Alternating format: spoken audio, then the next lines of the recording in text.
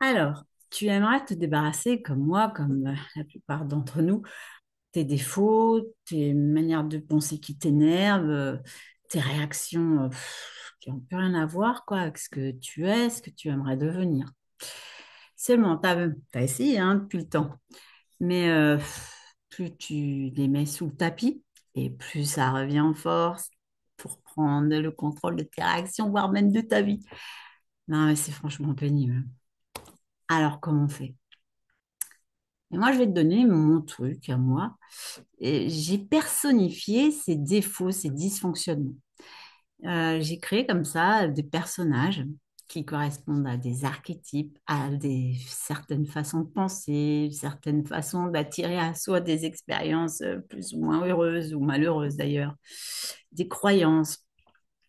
Et en fait, je me suis rendu compte qu'ils existaient dans des étages de mon corps dans ma maison intérieure.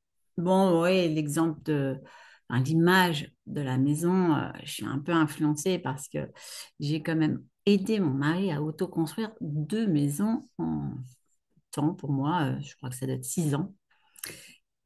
Même si je t'avouerai que c'était un peu galère pour moi parce que moi, le bâtiment et moi, ça fait deux.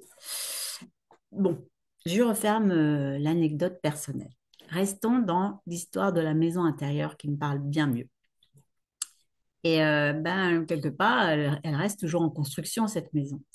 Et il y a les squatteurs. Il y a des squatteurs dans nos maisons. C'est vraiment ces défauts, ce dysfonctionnement, tout ce qu'on voudrait se débarrasser là, comme bon propriétaire de ta maison.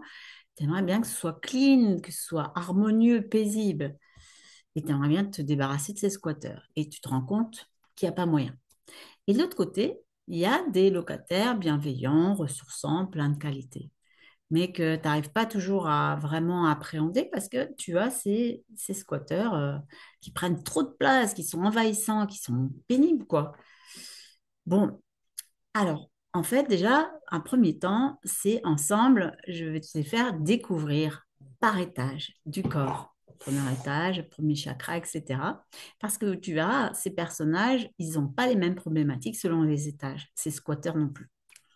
Et puis, donc, je te ferai découvrir les squatteurs, les locataires, et puis on verra ensemble qu'est-ce qu'on peut faire pour qu'enfin, il y ait moins de conflits à l'intérieur de toi, que ce soit plus paisible dans ta maison, style équilibre feng shui, enfin, plus cool, quoi, tranquille. Donc, écoute, suis-moi dans cette série de vidéos.